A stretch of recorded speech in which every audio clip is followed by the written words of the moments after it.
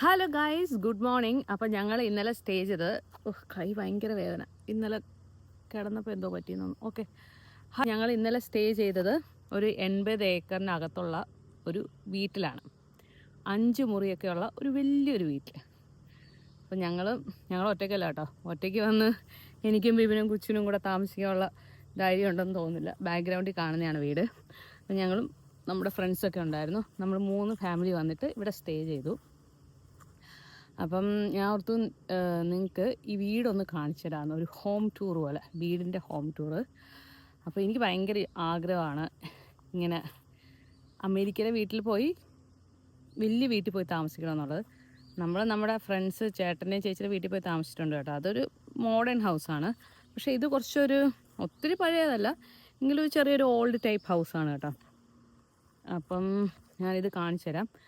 ആദ്യം ഞാൻ ജസ്റ്റ് ഇതിൻ്റെ ചുറ്റിനുമുള്ള 80 ഏക്കറിൻ്റെ ഒരു പ്രോപ്പർട്ടി ഇങ്ങനെ ജസ്റ്റ് അതിൻ്റെ പറമ്പ് മൊത്തം എനിക്ക് കാണിച്ചു തരാൻ പറ്റത്തില്ലല്ലോ, വെറുതെ ഒന്ന് കാണിച്ചിട്ട് നമുക്ക് വീടിനകത്തോട്ട് പോവാം. അപ്പോൾ ഇത് ഈ പ്രോപ്പർട്ടി 80 ഏക്കേഴ്സ് ഇതിങ്ങനെ അങ്ങോട്ട് ദൂരെ അങ്ങ് കിടക്കുവാണ് കേട്ടോ.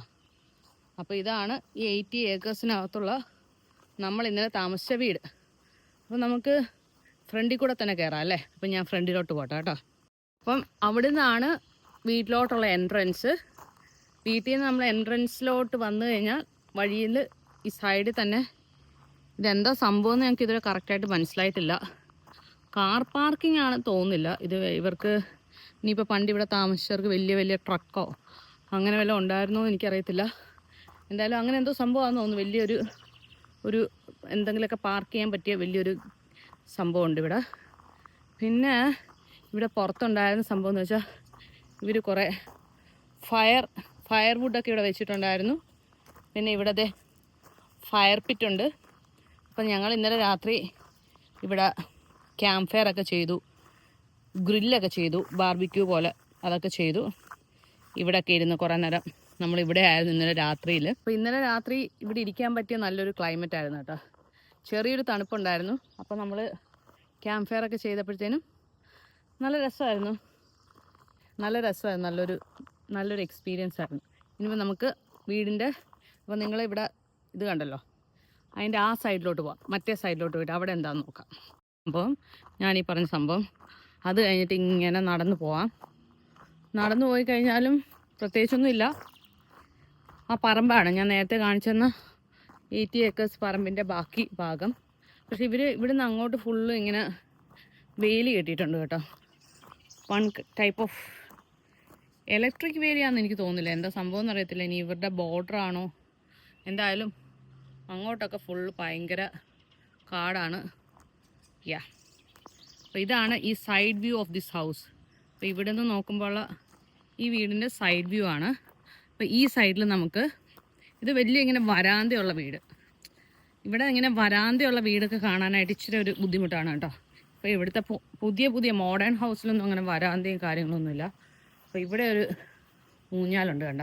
ഇന്ന് രാവിലെ ഞാൻ പല്ല് തേക്കാൻ നേരം ഉണ്ടല്ലോ, ഈ ഡോറ് കണ്ടോ, ഈ ഡോറ് തുറന്നിട്ട് ഈ പറമ്പിലോട്ട് ഇറങ്ങി ഇവിടെ നിന്നിട്ട് പല്ല് തേച്ചിട്ട് അവിടെ തുപ്പിയൊന്നുമില്ല കേട്ടോ. നമുക്ക് അതൊന്നും ഇവിടെ പറ്റത്തില്ലല്ലോ. വെറുതെ ഇങ്ങനെ ഒരു 2 മിനിറ്റ് പുറത്തൊക്കെ ഇറങ്ങി നിന്ന് പല്ല് തേച്ചു. ഇവിടെ ഈ ഊഞ്ഞാലിലൊക്കെ വന്നിരുന്നു, ഊഞ്ഞാലൊക്കെ ആടി. ഇനിയിപ്പോൾ നമുക്ക് മെയിൻ എൻട്രൻസിൽ കൂടെ വീടിനകത്തോട്ട് കയറാം. അപ്പം വരാന്തയുടെ അതുവഴി ഇങ്ങനെ വന്ന് നമ്മൾ 3 ഫാമിലി വന്നു. നമ്മുടെ കാർ ഇവിടെ ഉണ്ട്. എന്നിട്ട് this is the main entrance of this house. അപ്പോൾ വീടിൻ്റെ ഒരു ഫ്രണ്ട് വ്യൂ നിങ്ങളൊന്ന് ക്ലിയർ ആയിട്ട് കണ്ടോളൂ. എന്നിട്ട് നമ്മളിങ്ങനെ നടന്ന് ടെങ്കട്ട നമ്മൾ പോയിട്ട് മെയിൻ എൻട്രൻസിലോട്ട് കയറുക. ഞാൻ ഷൂസ് ഊരട്ടെ. എന്നിട്ട് നമ്മളിവിടെ ഡോറ് തുറക്കാം. അപ്പോഴത്തേനും ഈ ഡോർ ആരോ അടച്ചിട്ടേക്കുവാണ്. ഞാനൊന്ന് തുറക്കാൻ പറയട്ടെ. തുറക്കൂ കൂച്ചി, നമ്മുടെ കൈ വേദന എടുക്കുന്നു. Okay fine. അപ്പം നമ്മളിങ്ങനെ കയറുക. വീടിനകത്തോട്ട് ഇങ്ങനെ കയറുമ്പം ഈ സൈഡിൽ തന്നെ ഇങ്ങനെ ഒരു വാഷ് ബേസിനുണ്ട്.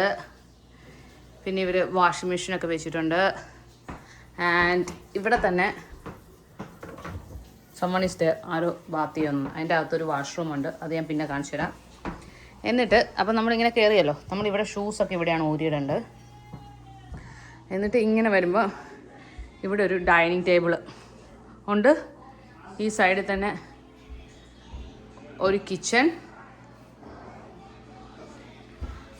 അത് കഴിഞ്ഞിട്ട് ഇങ്ങോട്ട് വരുമ്പോൾ ഇവിടെ ഇങ്ങനെ ഒരു റൂം. ഓ, നിങ്ങളെപ്പോഴും ഇവിടെ വന്നാ?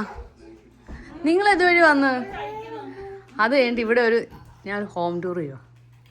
ഇവിടെ ഒരു ഗ്ലാസ് റൂമുണ്ട്. ഇതാണ് ഞങ്ങൾക്ക് ഏറ്റവും ഇഷ്ടപ്പെട്ട സ്ഥലം. സൂപ്പറാ. ഇവിടെ ഫുൾ ഗ്ലാസ്സാണ്. അപ്പോൾ നമുക്കിവിടെ ഇരുന്നാൽ പുറത്തെ പറമ്പൊക്കെ കാണാം. അടിപൊളി.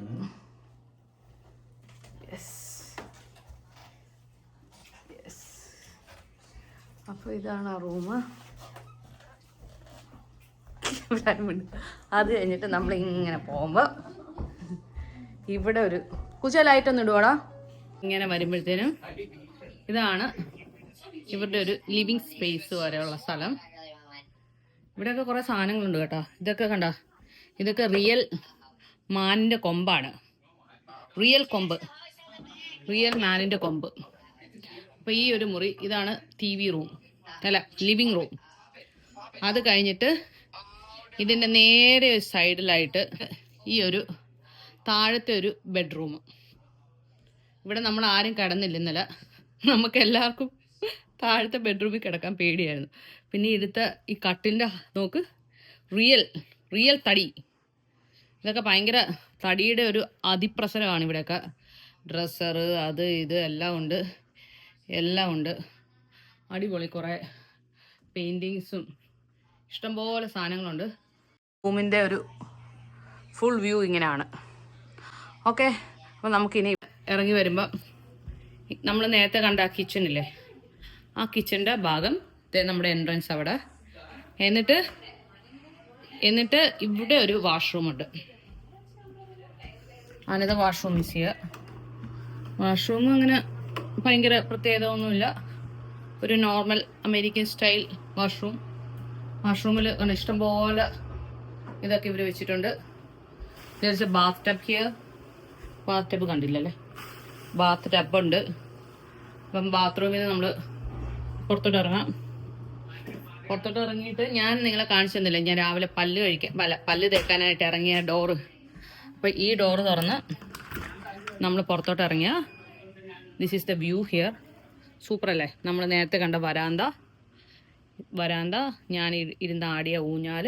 ഓക്കെ, അപ്പം ഇത്രയാണ് താഴത്തെ നിലയിലുള്ളത്. ഇനിയിപ്പം നമുക്ക് നേരെ ഇത്രയേ ഉള്ളൂ.